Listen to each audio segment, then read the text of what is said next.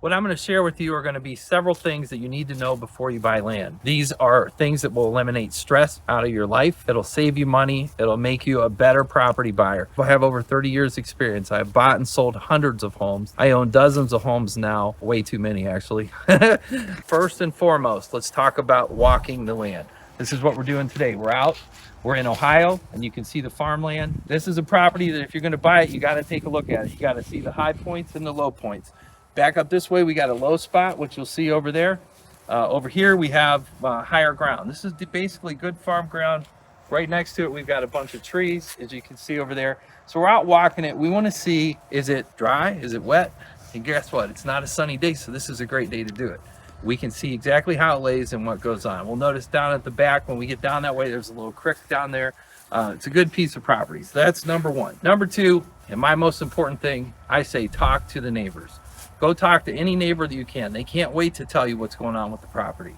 It's a great way to find out what you're buying. It's a great way to find out what may or may not have happened on the property before.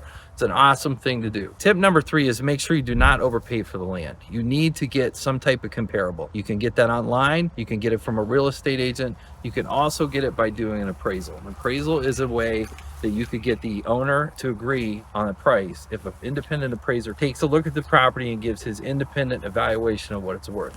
Don't forget about that. Not every owner will want to do that, but for your sake, so you don't make a mistake, it's an awesome idea.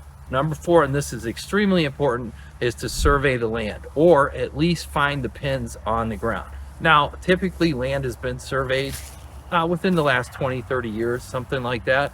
And those pins are usually still in place. But if you can't find the pin, you got to do a survey because you want to know what you're buying. Don't say it's over there, it ends down there by the red tree or the oak tree or that tree or this tree.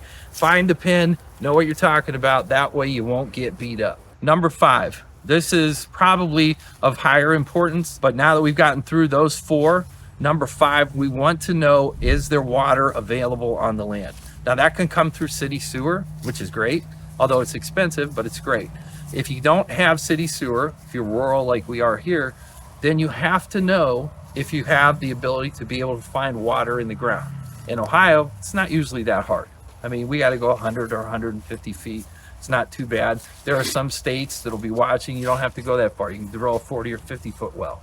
But there are states, and Ohio's one of them too, where you can get into a lot of shale, a lot of rock. The more rock, the more expensive, the less chance of hitting water. So you want to know that you can get water.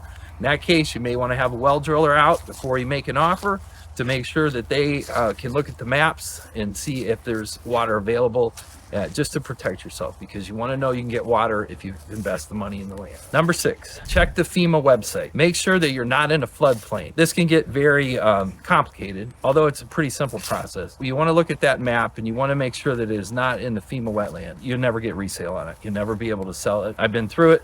I know what it's all about. Stay away from land that's wet. It's the worst thing you can buy. Number seven is deed restrictions. Now, this is something that's a little more complicated to figure out. You may have to go to the courthouse. You may have to request a tax and legal. You can do that through a real estate agent, typically, through a title company for sure. Deed restrictions are going to tell you, can I have a pig? Can I have a goat? Can I have a cow? Can I not have one? You don't know. How many can I have? Am I allowed to have a car? Am I allowed to have a junkyard? Can my neighbor have a junkyard? We don't know. That's why we have to look at these deed restrictions. So once you know you found the land, once you know you can get water on the land, then you got to figure out what you can do with the land. The deed restriction is very important.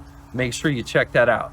That can easily be done, but it's something that has to be done. Number eight is the septic system or city sewer. Now, if you're rural, way out, you're not going to have a sewer. And you may or may not be able to have a septic system. Septics are complicated. Now, some people will tell you that if you can't pass a perk test, you can't have a septic system. That's true in some cases it's not, because technology has advanced and now you're able to build these systems above ground. So they can actually bring in topsoil. Granted, it's very expensive. You have to make the calculation. You have to think it all out. You have to see what it's going to cost. But you are now able to build mound systems, which are above the ground, and that could give you the ability to be able to put a septic system on a property that usually can't get a perk test to work on. A perk test will tell you if the ground will absorb water or not. Number nine is title insurance, and that's a very important thing. It's needed, it's necessary. Title insurance guarantees you that if the attorney that did the inspection of the property messed up, that the insurance company will cover you on that. That's why you have to have title insurance. Why make a big investment into a property